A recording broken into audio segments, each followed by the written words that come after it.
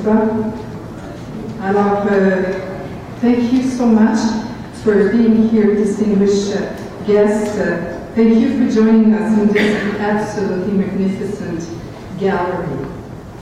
Alors, on a beaucoup de choses pour vous ce soir. Cette réception est organisée par la Fédération des francophones de la Colombie Britannique pour le dévoilement d'une vidéo qui a été produite par Canadian Parents for French, BC and Yukon Branch, donc le bureau de la Colombie Britannique et du Yukon.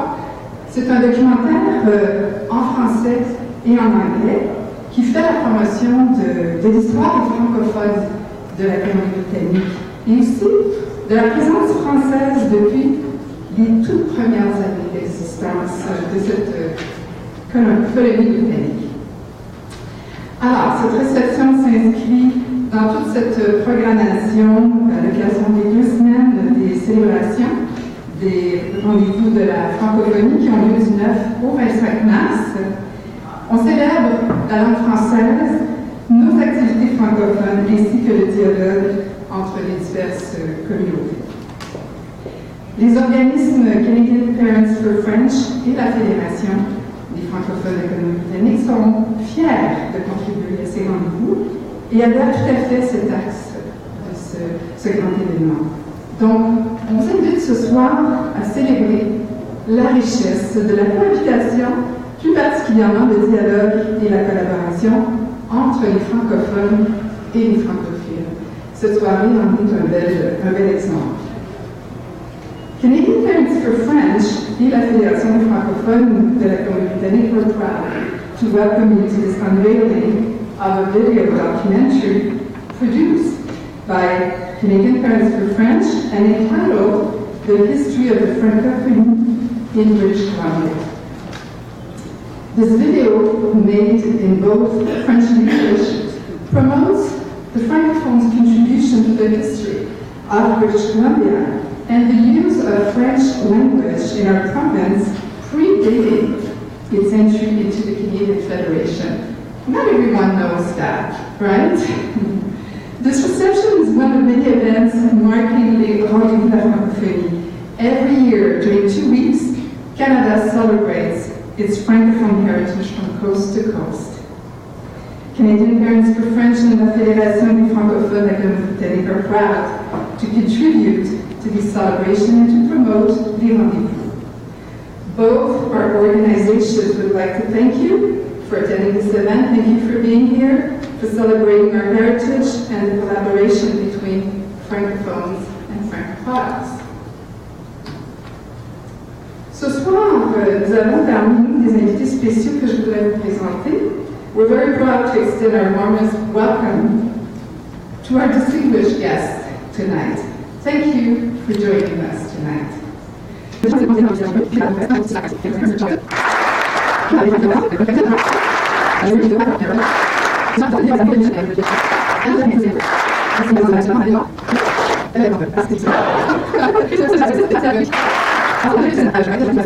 J'ai 3 enfants qui ont profité d'une école d'immersion française à West Vancouver, l'école Polloni Johnson.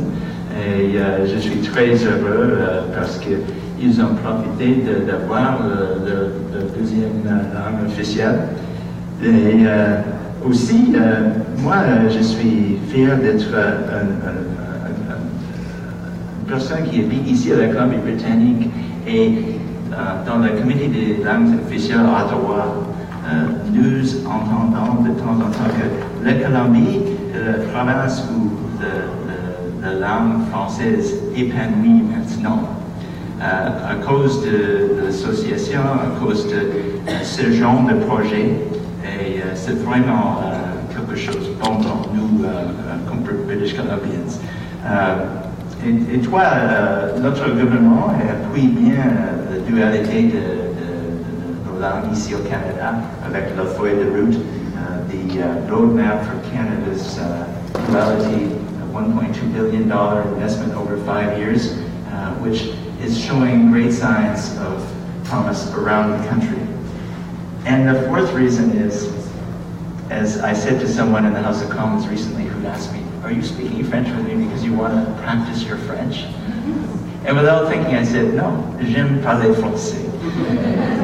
And I think it's something that goes for us throughout BC. We enjoy speaking our second language. We know it's good to have another language as a matter of principle. And this film is going to, I think, bring to attention of people in all four corners of our great province the fact that we have a wonderful francophone and francophile heritage here in BC, something for all of us to celebrate. So congratulations to those of you who have brought this project to great fruition, and thank you for the honor of being here today.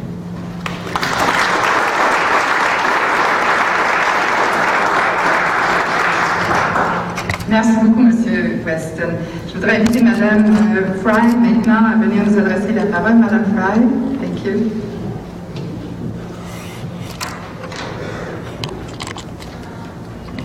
Bonjour, je suis heureuse et honorée d'avoir invité par la Fédération de francophones de la Colombie Britannique et par Canadian Parents for French au lancement de documentaire d'histoire de la francophonie en Colombie Britannique. This 22nd of March, one celebrates the four corners of Canada, four corners of the world, actually, we should say, because Canada is the world.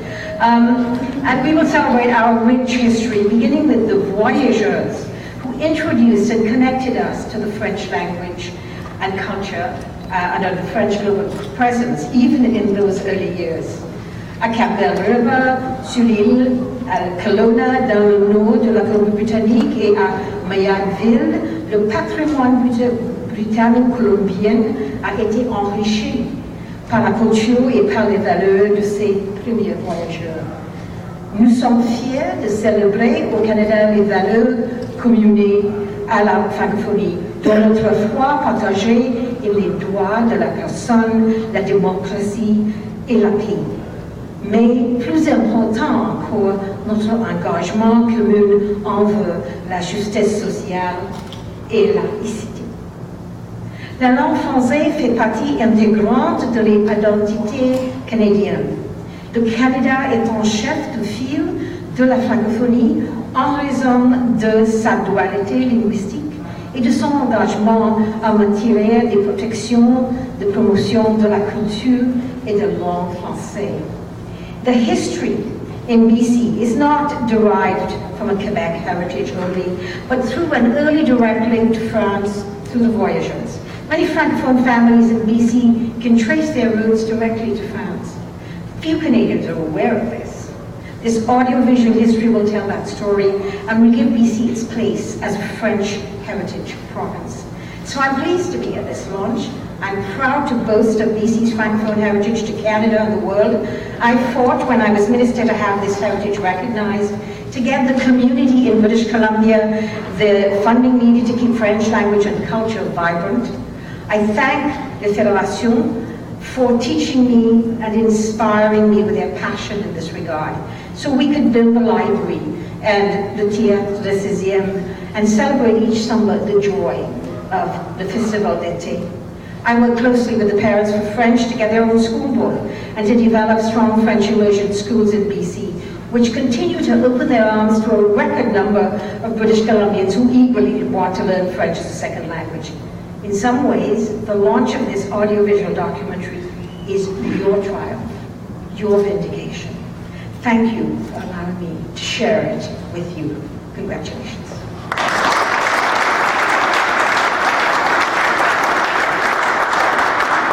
Merci beaucoup, Madame la députée, Madame Fry. Je voudrais demander maintenant à Madame Joyce Murray, députée de Vancouver, Quadra, de venir adresser quelques mots.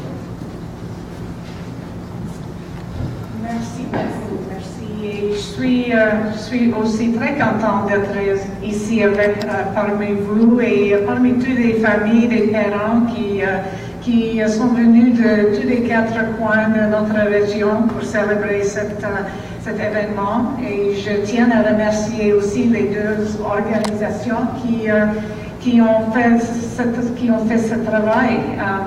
Je suis Joyce Murray, députée de Vancouver Quadra, et c'est un honneur aussi d'être ici dans la galerie de Bill Reid, parce que Bill Reid est un des plus grands artistes dont les œuvres peuvent être vu dans les galeries partout dans le pays. Et son travail et son art font partie intégrante du charme et de la beauté qui font de Vancouver une destination touristique.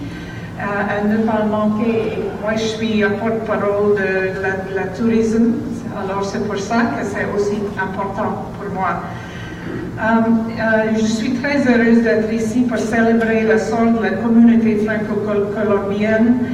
Nous devons beaucoup à la langue française et à la culture d'expression française.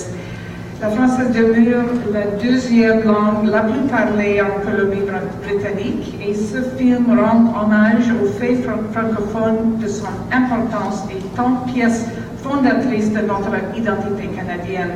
Je vous remercie et je vous souhaite tous un bon visionnement. Merci.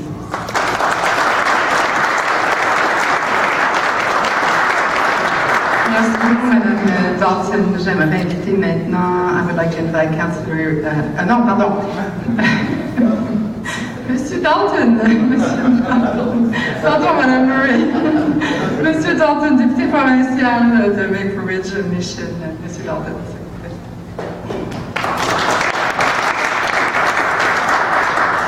Merci beaucoup et c'est vraiment un plaisir d'être ici avec vous aujourd'hui. Je suis ici pas parce que j'étais envoyé, mais je suis ici parce que la culture française, les origines sont vraiment avec le Canadien français, à côté de ma mère et aussi mon père était dans le temps, mes premiers ancêtres étaient au Québec avant que les Anglais ont conquis. Donc ils ont, voilà, avant, c'est vraiment, donc je suis pur. Mais aussi je suis métisse, donc de cette place, c'est vraiment bon, je me sens chez moi. Mais merci pour la Fédération francophone, mais aussi le CPF pour tout vos travail. Mes enfants aussi étaient dans le CPF, était dans le programme Immersion, ma petite, et maintenant elle est dans SFU, dans un programme cohort. Et c'est Claire Compagnie, est-ce que vous êtes ici? Oui, voilà. Ils font un programme excellent à SFU et aussi à UBC et tous les autres.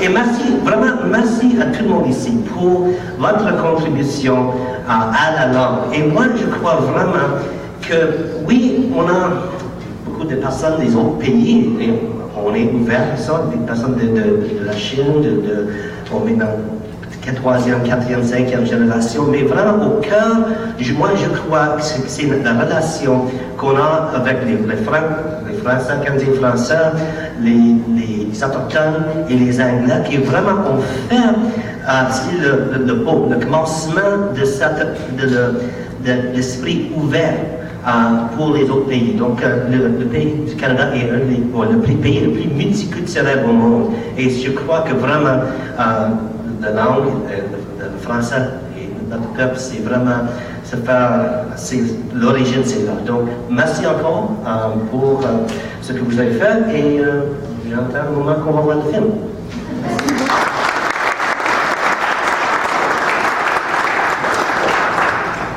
Oui, parce que le but c'est de le voir, Sophie, là, mais ça s'en vient. Merci beaucoup, Monsieur Dalton. Maintenant, I would like to invite Councillor Geoff Meggs from the City of Vancouver to come and talk to us for a moment. Bonsoir. Merci beaucoup, mesdames et messieurs distingués invités, chers amis francophones et francophiles. En tant que représentant de la ville de Vancouver, je vous remercie pour votre invitation. Être parmi vous pour cette inauguration du documentaire audiovisuel L'histoire de la francophonie en Colombie Britannique. Il est toujours bien de se rappeler de notre histoire et de voir comment notre province et notre ville ont évolué au cours des années. De cette histoire, les francophones ont été des acteurs majeurs, et ceci l'arrivée des premiers Européens en 1805. Après tout, le français était parlé par plus que 60% de cette population avant que la ruée vers le nord n'inverse cette tendance. Aujourd'hui, la ville de Vancouver est fière de cet héritage et je tiens à féliciter Canadian Parents for French et la Fédération des francophones de la Colombie Britannique pour cette initiative historique. Ce documentaire, une fois mis en ligne, mettra la lumière sur d'autres facettes de notre province et notre ville. Un nouveau félicitations et bonne soirée. And in my main language, my French roots withered up pretty badly when I moved away from Ottawa many years ago, but my kids took French immersion, and my sister's family remains in Montreal. I think it's very, very important that this initiative is focusing and raising to new awareness the contribution to the French language and people of francophone heritage in our province. So thank you so much for all the work you've done. And on behalf of the mayor and our entire council, I want to wish you all the best in the initiatives that will follow from this. So thank you so much.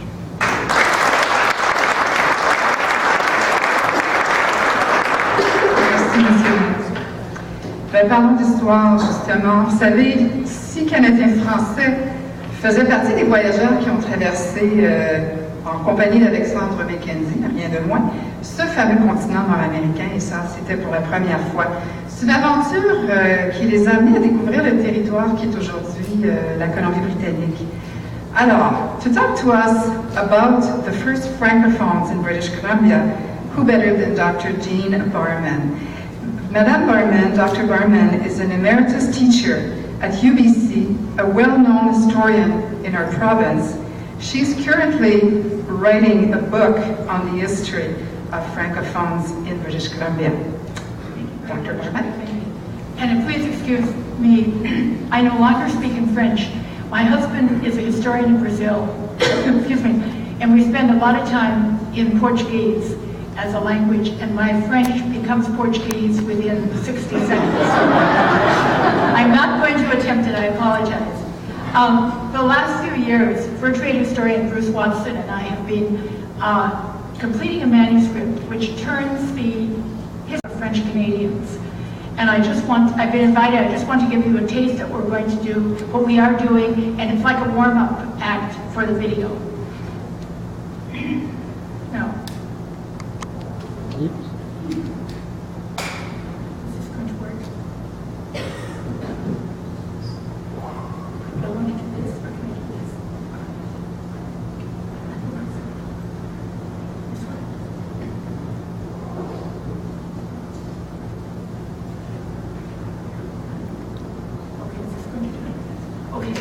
Okay, I just want to give you 4 reasons why French Canadians matter to the history of British Columbia.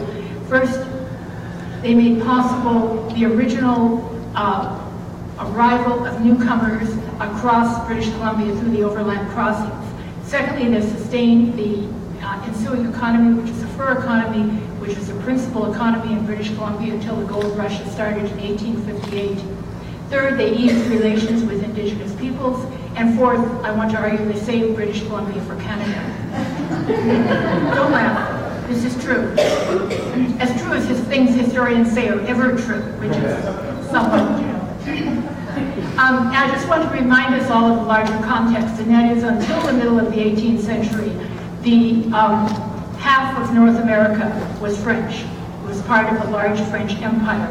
And that empire rested on 2 elements. It rested on agriculture and it rested on furs. It rested on furs because gentlemen like yourselves had to have hats. And they had to have felt hats, and the felt was made from the under fur of the beaver. And so beavers were one of the most desired commodities for a long period of time. And it meant that young Frenchmen, young French Canadians, as has already been said, became voyageurs. They would go off often for a few months or a year. They would paddle the canoes that took trade goods to Indigenous peoples and brought furs, brought beaver pelts back to New France, from which they were sent out around the world at a very good profit. And that's the beginning of Montreal, effectively. The Indigenous peoples collecting furs depends on pre-settlement. As soon as you get those nasty white folk coming, Indigenous people are going to be in confrontation. They're not going to collect beavers and beaver pelts. And so, in fact, the fur trade moved ever further away. And the consequence of this was that it became more expeditious and better for the Northwest Company out of Montreal, which was the major fur company, to think about going west over the Rocky Mountains and getting to the Pacific and sending the fur pelts out that way and bringing back trade goods that way to exchange. And so you got 3 overland crossings by Alexander Mackenzie, Simon Fraser, and David Thompson, which are in our school books. But they're in the school books by the 2 Scots and the Englishmen who were in charge, when in fact, the people who made them possible were another generation of voyageurs, of French Canadians who were used to hard work and were willing to do the hard work. So when you look at the list of names, apart from Alexander Mackenzie of the school book, what you see in that expedition are 6 men who did the hard work, who manned the canoes that went to the west coast and back again, unsuccessfully because the route was no good for taking out furs. And so you get Simon Fraser. And a lot of Simon Fraser's men are not even recorded because he did not, as a good Scot, really care enough to sort of to acknowledge them, but they're there when you look through his books. And what you see again are group men who are French Canadian, including the one officer, Jules Quinnell. David Thompson was around much longer. He, like Simon Fraser, was also establishing the early fur trade posts. And if you go through his journals, what you find is a whole bunch of men, and almost all of them are French Canadian. But because they're only last names, often we can't identify who they are historically. We just have the names at one place. And so you get to the fur economy which resulted. You had Simon Fraser establishing posts. He established the posts up in New Caledonia, Fort Fraser, today's Prince George, Fort St. James. Then you have David Thompson establishing Kootenai House and the Kootenays, etc. And this is the single economy in the future British Columbia from 1806 until the gold rush in 1858, effectively. And who is making possible the fur economy? If you look here, the dark blue are French Canadians, the light blue are Iroquois, who are from outside of Montreal, so they're effectively French Canadians as well and work together. Earlier data from the Northwest Company doesn't survive, but this is the Hudson's Bay Company data, and you can see that they essentially are the people in charge. If you don't like that, you can see it here.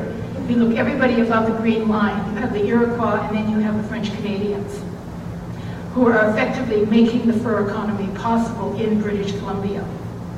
Okay, very quickly, third, French Canadians came out of a very different tradition than Americans or English people or Scots, in the sense they had lived from the time of beginnings of New France in a effective conciliatory relationship with Indigenous peoples. And they continue to do so, and it did help to make that first stage of contact easier for Indigenous people. And it also meant that for men who were in the fur economy for more than a few years, they tended to partner with an Indigenous woman. And here the important point is, and this is an American painting, but it makes the message that in fact this is a mutual arrangement. It helped both sides in the sense that the people in the fur economy got better access to pelts, and Indigenous people got first choice of trade goods. And this still meant, though, at the same time there was continuity with Quebec. And if you compare this image by Krieghoff, that most of us know, with a contemporary sketch of a ball at the fur trade post of Fort Victoria, you can see that, in fact, it's very similar in terms of the practices that are going on. And you also see it here. As was said before a few minutes ago, there are many, many hundreds, thousands of British Columbians who descend from unions of French Canadians with Indigenous women in this early generation. There's one person, Jason Allard, born of a fur trade employee from Montreal. You can see from here, a Cowichan woman. He became a fur trade employee. He was a local historian and raconteur in the Fraser Valley, very important as a local historian in the Fraser Valley. At the same time as he was French Canadian, he was Indigenous. He had a Salish wife. He picked hops for a living, which is what you make beer out of, which is a very good product around here for a long time. And he sent his children to residential school. I'm sorry to talk fast, but I only have so much time. Fourth, and very importantly, I want to argue that because of the first three reasons, French Canadians effectively saved British Columbia for Canada. Now, this area, the whole Pacific Northwest, from Spanish California to the south, as you can see on the map, to Alaska, which at that point was Russian America, was owned by the Russians, had no governance. The War of 1812, which was very important on the West Coast, we forget about the fact that the War of 1812 was really fought here as well. And the consequence of the War of 1812, which we're celebrating, unfortunately mainly in Eastern Canada, but I can't help that, has one of its results that this governless area of the whole Pacific Northwest was put under very loose joint authority of Britain and the United States. Neither country really cared much, but we don't want anyone else to have it. But what happened is that Americans became Peter on manifest destiny. They wanted to have it all. Settlers started coming over the Oregon Trail, and so the Americans said, well, we really do want it. And Britain, which was the other side, could care less. This was a period in time when Britain was between loving colonies. They didn't love colonies. They knew nothing about the area, and they were quite happy to give it to the United States. But, and this is the important but, the Hudson's Bay Company, which had taken over from the Northwest Company, was making a profit. They were making a profit because of French-Canadian labor, which was sustaining the fur economy, and they wanted that profit to continue. So they wrote to the British government and said, well, please, could you just keep half of it? I'm shortening a more complex story, but please, just keep half of it for us. And in fact, that's what Britain and the United States agreed to. The Hudson's Bay Company moved to Vancouver Island. They gave a 10-year lease of Vancouver Island to the Hudson's Bay Company for furs. The British government walked away. I mean, they walked away from British Columbia in 1871 as well, but that's another story. But the whole point is, I think you can argue, is that except for French Canadians, we wouldn't be here today, and Canada would have no Pacific shoreline. Okay, legacies. Catholic education was mentioned. Sisters of St. Anne came originally to teach the children of the voyageurs. Second thing, Jules Maurice Guibord, the only real officer. He's got a town, he's got a school on the west side of Vancouver. That's better than nothing. And I think the final legacy is the British Columbia we know today. So, thank you.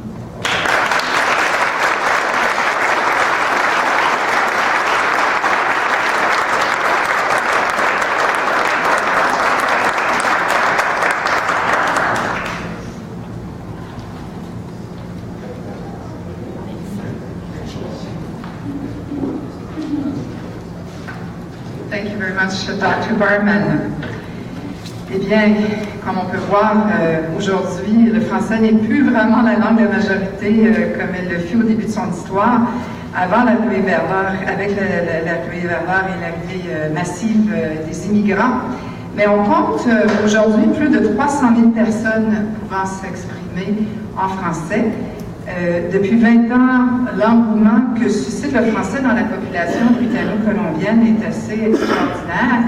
Et pour nous parler justement de cet engouement, pour vous présenter le portrait de la francophonie d'aujourd'hui, vous parler aussi de l'importance d'une collaboration francophone, francophile. Je voudrais inviter maintenant M. Réal Roy, président de la Fédération des francophones de la Colombie Britannique, et Mme Deborah Poole, présidente de Canadian Parents for French.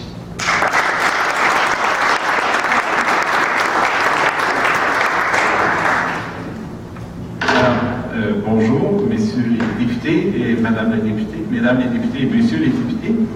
Et merci à Deborah pour ce partenariat avec Canadian Parents for French qui a été quand même une très bonne réalisation.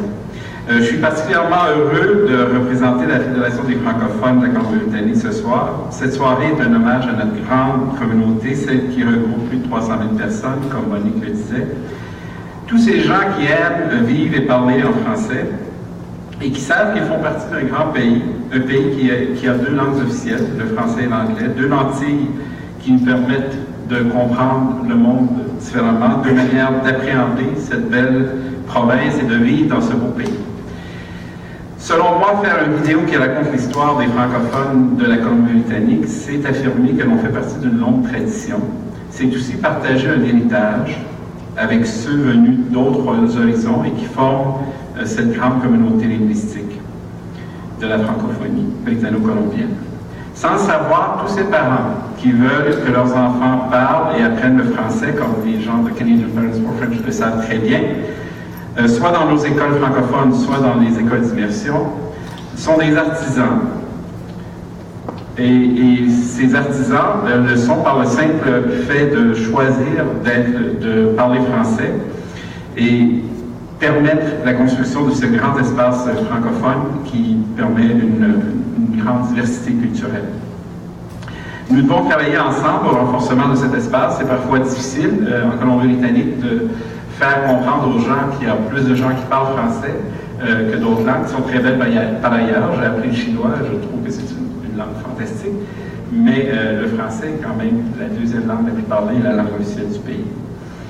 Ces images que vous allez voir et ces pages d'histoire que Maurice Guibord vous présentera sont le symbole de notre engagement.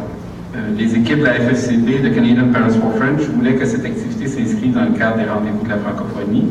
Ces rendez-vous font partie des manifestations qui entourent la traditionnelle Journée internationale de la francophonie qui se tiendra le 20 mars.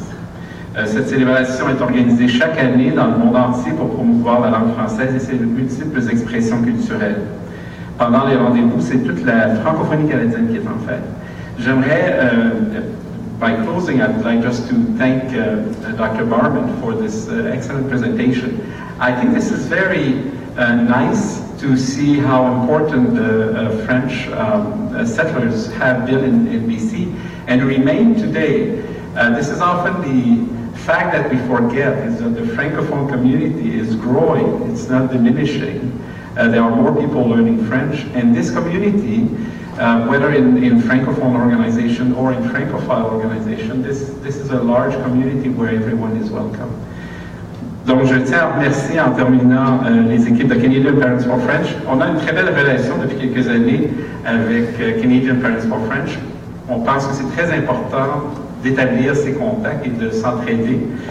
Et j'aimerais aussi remercier les gens de la Fédération des francophones qui ont travaillé très fort. Moi, je suis là juste pour parler, mais il y a des gens qui travaillent, qui font du vrai travail, alors je les remercie. Et bon, on place au documentaire. C'est bon?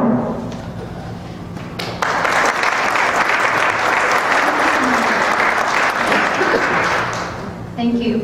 I feel really inadequate because just come up here. I am not bilingual at all, so I will all be in English. But my children, I saw the value for them. So I would just like to welcome everybody and thank all our esteemed colleagues, partners, government officials, and guests. It's a great honor to be standing here today to co-present this History of Francophones in BC video and project with our partners and our friends at the Présentation de francophones de la Colombie Britannique. I must also say that today could not have been realized without the continued financial support of Canadian Heritage and the Minister of Education. When early French-Canadian voyageurs set out for the Canadian West to expand the fur trade in the late 1700s, little did they know their language, traditions, and culture would one day grow to great prominence in what would become Canada's most western province and territory. Through industry, hard work, and enterprise, early Canadians helped create hospitals, schools, farms, banks, stores, cultural and social associations, and even the very incorporation of the city of Vancouver. In doing so, they helped lay the foundation of BC's economic, social, political, and cultural development. Their story, which has become an integral part of our shared history, lives on in the 70,000 francophones living in British Columbia today, and through cultural and representative organizations like the Présentation de francophones de la Colombie Britannique. 34 years ago, the development and promotion of the French language and culture in BC and Yukon gained a new ally when a group of English parents met in Richmond, BC to discuss strategies to best support and promote French as a second language, opportunities in the public education system. The result was the creation of the very first chapter of our organization, Canadian Parents for French. Together as a network, parent volunteers, we have worked at the community level to lobby school trustees to create new French second language programs, organize community events to celebrate French language and culture, and finally help nurture greater recognition for our linguistic duality. It is this dual linguistic reality rooted in a common history which brings us together as citizens of British Columbia and of Canada. Today, more than 200 years after the arrival of the first group of French-Canadian settlers, 7.7% of the entire school student population in BC, or 44,800 students, are registered in the French immersion program. In fact, this marks the 13th year of consecutive French immersion growth in BC's school education system. These French immersion students are joined by over 230,000 elementary and high school students currently enrolled in intensive or core French. It's not uncommon to hear stories of parents who are forced to sleep overnight in school parking lots or gymnasiums to try to get their young children registered in French immersion. Meeting with the Honorable James Moore last month in Ottawa, James Moore told us 2 years ago he slept in his car in his riding to register his 2 nieces. So every Canadian needs to do. Unfortunately, Canadian Parents for French has and will continue to fight to bring down any barriers which limits the ability of young students to learn, rejoice, and appreciate the French language and culture. As a result of the incredible success of both the francophone program led by the Conseiller scolaire francophone de la Colombie Britannique and French as a second language instruction, according to the latest census, 300,000 British Columbians self-identify as being French speakers. This makes French the second most common language spoken in BC after English. This co-developed video project is intended to help us capture and share the rich history of French language, culture, and enterprise in BC as we at Canadian Parents for French look forward to a new frontier of collaboration and partnership with our friends in the Francophone community. Thank you.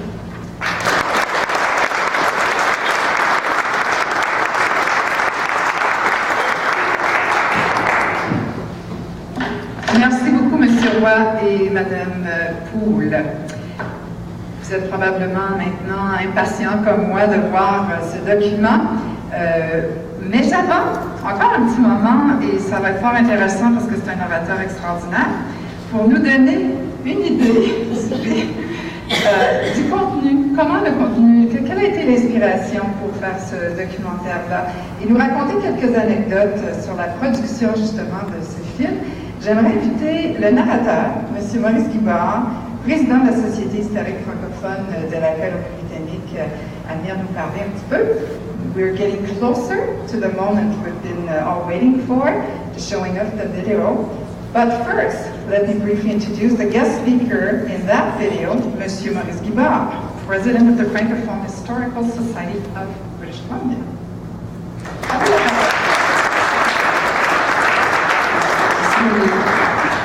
Je peux pas m'empêcher de regarder cette superbe arche qu'on a ici, qui est en fin de compte l'entrée originale de l'immeuble qui était ici auparavant, l'immeuble Medical Dental, qui a été démoli juste comme j'arrivais à Vancouver.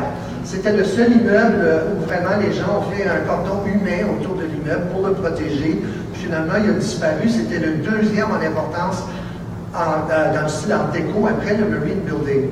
Ça m'a tellement intéressé son destin que je suis devenu sur le coup conseiller fondateur de la société Héritage Vancouver, qui existe toujours et qui fonce toujours pour les mêmes, avec les mêmes fonctions pour préserver le patrimoine. C'est exactement cette même année-là où je me suis rendu compte, tiens, il y avait à ce moment-là une société historique à Vancouver, une société historique francophone.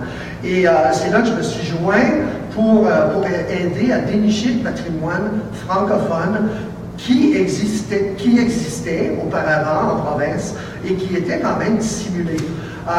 C'est avec plaisir maintenant que je me retrouve comme président de la société, d'une nouvelle société historique qui profitent tout de même des archives qui ont été compilées sur plus de 25 ans à ce moment-là.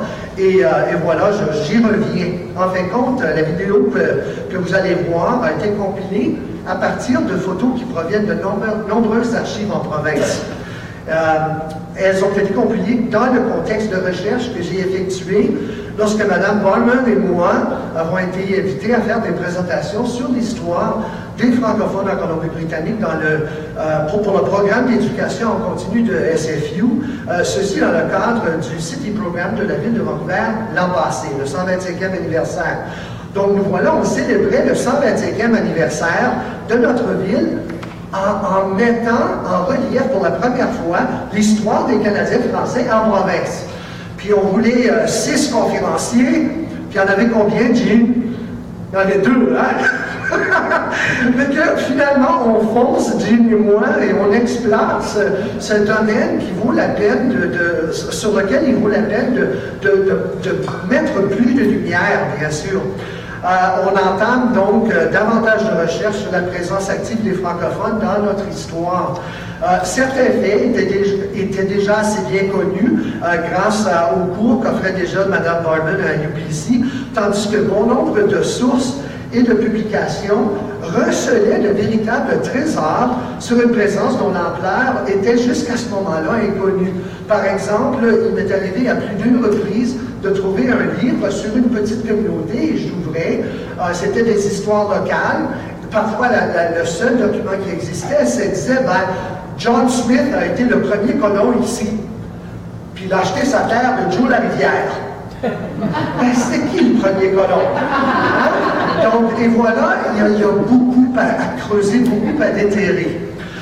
Et on ne parlait plus de Joe, hein? Joe disparaissait. Le plus fascinant de la chose, c'est qu'on en est au début de la recherche. Il reste d'innombrables ressources en province à dépouiller et l'ensemble de nos trouvailles jusqu'à présent laisse présager une riche moisson dans nos prochains projets. L'un des aspects les plus enrichissants de ce travail a été de ranimer certains dossiers dans les archives de la Société historique francophone de Colombie-Britannique. La FFCB possède quelques 200 caisses d'archives portant sur l'histoire des francophones en Colombie-Britannique, qui est un fonds impressionnant de documents historiques auxquels s'ajouteront encore bien d'autres, on le sait déjà, au fil des années à venir. La Société espère justement, cette année, rétablir une vocation archivistique professionnelle à ses activités sur la réception d'un financement espéré. Entre-temps, les membres du Conseil de la Société historique francophone de Colombie-Britannique, donc j'aimerais reconnaître André Lamontagne, professeur et chef du département de français italien à UBC, et Nicolas Kenny, professeur d'histoire à SFU et président sortant. Ces membres offrent cette année au public intéressé des visites guidées historiques pertinentes dans le Grand Vancouver, dont les détails paraîtront dans quelques jours sur notre site web, je l'espère. Et aussi en septembre, nous offrons notre 3e colloque biennal sur l'histoire des francophones en Colombie-Britannique avec l'appui de SFU et UBC. Donc c'est donc avec plaisir que la Société historique francophone de Colombie-Britannique s'allie avec la Fédération des francophones de la Colombie-Britannique et Canadian Parents for French dans le lancement de cette vidéo qui offrira un aperçu du contexte culturel historique tangible dans lequel s'étend l'éventail des activités de nos 3 organismes. Merci beaucoup de cette occasion.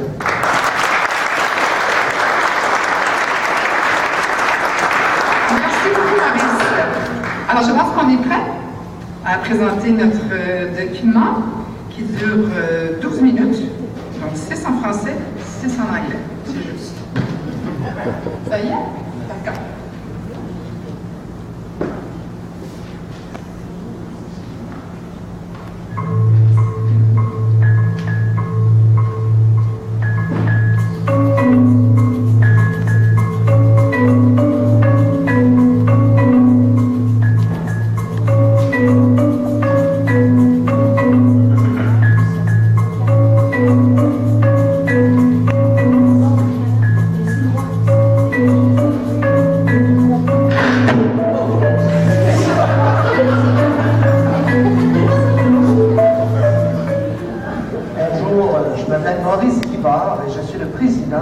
de la Société historique francophone de Colombie Britannique.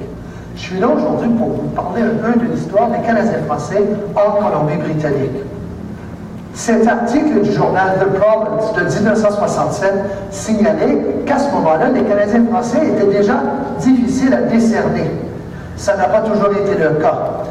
Les Canadiens français sont arrivés en Colombie-Britannique vers la fin des années 1700 à titre de voyageurs pour assurer le commerce de la traite des fourrures pour la Compagnie de la baie du Son et la Compagnie du Nord-Ouest. Le premier de ces explorateurs était Sir Alexander Mackenzie, qui arrive ici en province fin des années 1790 avec 6 Canadiens français, dont Charles Doucet ou Doucet, Joseph Landry, François Beaulieu, Baptiste Bisson, François Courtois ou Comtois et Jacques Beauchamp. C'est 15 ans plus tard, en 1808, que l'explorateur Simon Fraser arrive à son tour de l'intérieur de la province, cette fois avec une équipe de 20 Canadiens français qui l'accompagnent. L'explorateur suivant, David Thompson, qu'on voit ici dans une statue de bronze à Invermere avec sa femme autochtone Charlotte, est aussi accompagné d'une large équipe de Canadiens français. Ces explorateurs vont donc construire une série de postes de traite, y compris des phares, tout le long de la route, y compris le fort Langues dont on voit l'entrepôt ici. Vers la fin des années 1810, on compte déjà plus de 300 Canadiens français partout dans le territoire qui deviendra la Colombie-Britannique. Ce sont eux qui vont devenir les premiers colons agriculteurs européens de la Colombie-Britannique future. Peu après l'arrivée des premiers traiteurs de fourrure, arrive une deuxième vague, cette fois-ci de missionnaires, qui eux recherchent un autre genre de trésors, de ressources, soit les âmes des Premières Nations. Le premier missionnaire catholique à entrer dans le territoire de la Colombie-Britannique est Modeste de Mers, qui vient de Lévis. Il arrive ici en 1838 et passe ses premières années dans l'île de Vancouver. Il deviendra le premier évêque catholique de cette île. C'est en 1845 que Modeste de Mers fait venir de Montréal 4 religieuses, les Sœurs de Sainte-Anne, qui s'établissent à Victoria pour desservir la communauté canadienne-française de Victoria.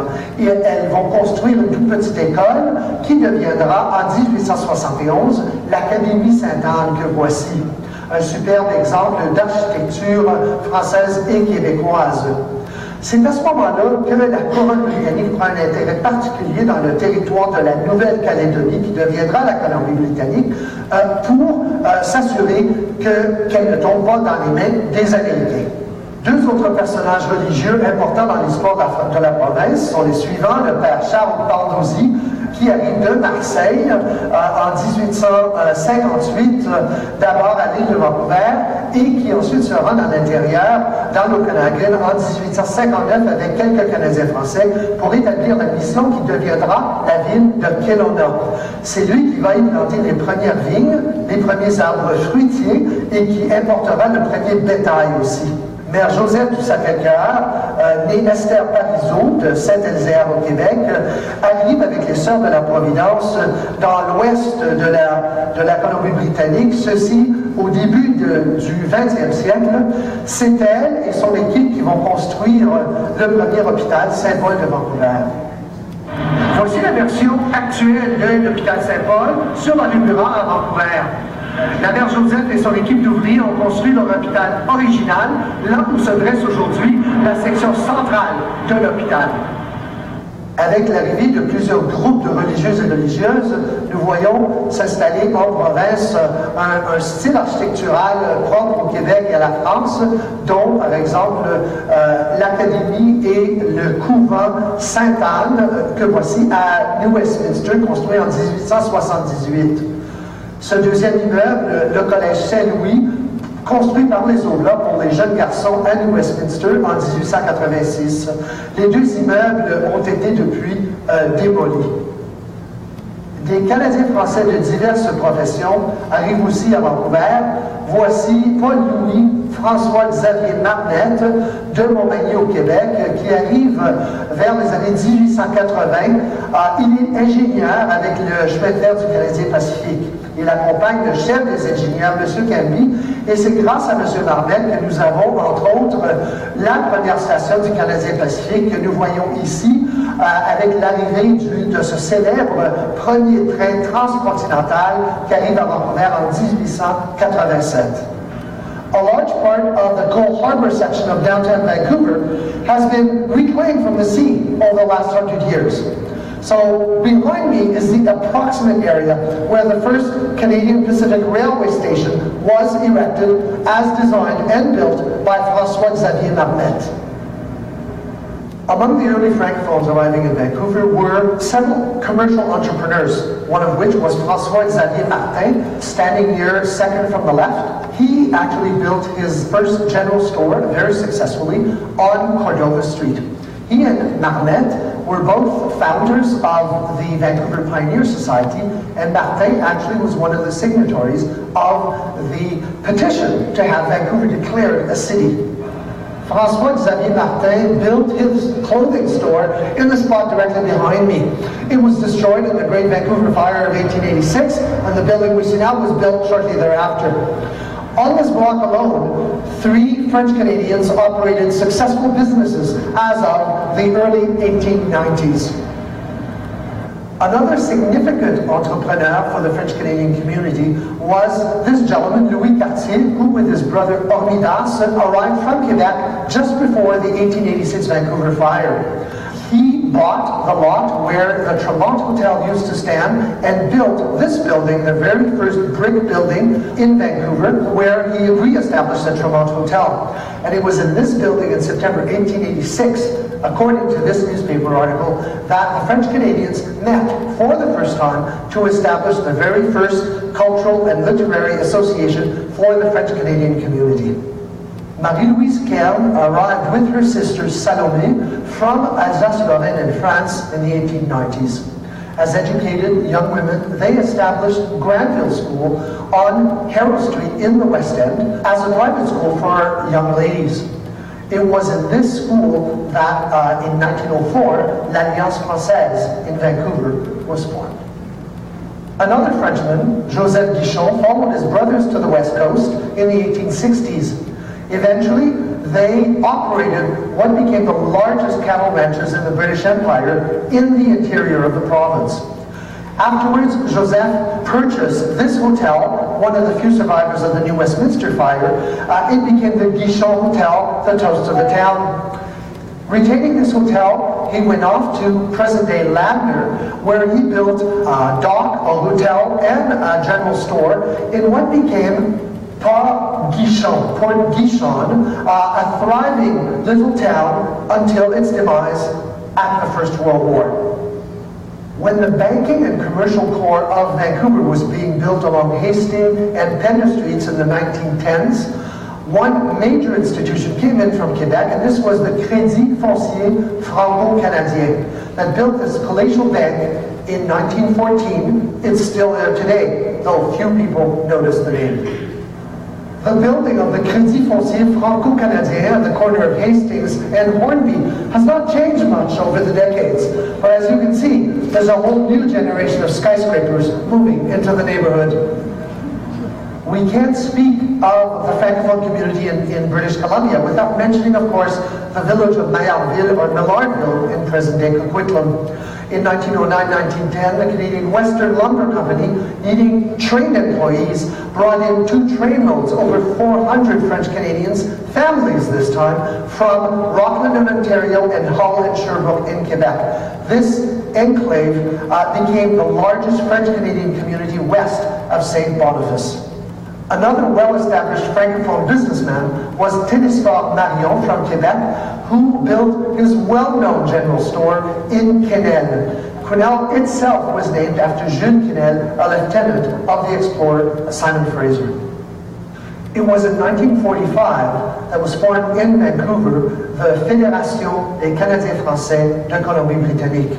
Its mandate was to provide cultural and political services to the growing community of French Canadians. Here we see some of its delegates at a 1950s convention in Vancouver. The present-day version of this society, la Fédération des Canadiens français de Colombie-Britannique, still fulfills that mandate along with numerous other organizations and institutions that serve the French-Canadian community. I hope I have managed to enlighten you a bit on the history of French Canadians in the province. Thank you for watching.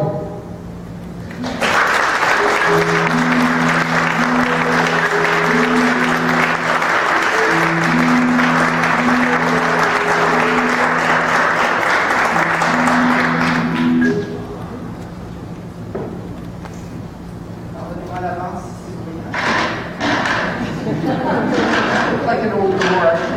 Just thinking of history. We saw old buildings, right? Merci beaucoup, thank you so much, et merci à l'équipe de production de ce documentaire, Michael Miller de Touch Video Productions, l'équipe de Canadian Parents for French, et sans les archives, on ne pourrait pas faire des documents comme ça. Ce documentaire sera sur Internet, disponible sur Internet, au site francophonesinbc.ca, francophone au pluriel, inbc.ca, et chacun d'entre vous qui est ici présent ce soir recevrez une copie de en format DVD très bientôt. Merci à nos présentateurs, Madame Barman, thank you so much. Merci Maurice Guibord. Thank you Mr. Weston, Monsieur, Madame les députés. Remerciements aussi à nos partenaires de la réception, la Baguette et l'échalote, qui nous a offert le service traiteur ce soir, Radio-Canada, la Galerie Bill Reed, l'Université de la Colombie-Britannique, le Programme des affaires francophones, Secrétariat aux affaires intergouvernementales, Canadian Parents for French, la Fédération des francophones de la Colombie-Britannique. Merci à vous tous et toutes pour votre présence ce soir. Thank you so much for spending this time with us on this beautiful Friday night in this beautiful gallery, which is still open for our pleasure until about 6 o'clock, I believe. Alors vous êtes invités à rester des nôtres et profiter de ce moment ensemble. Merci beaucoup.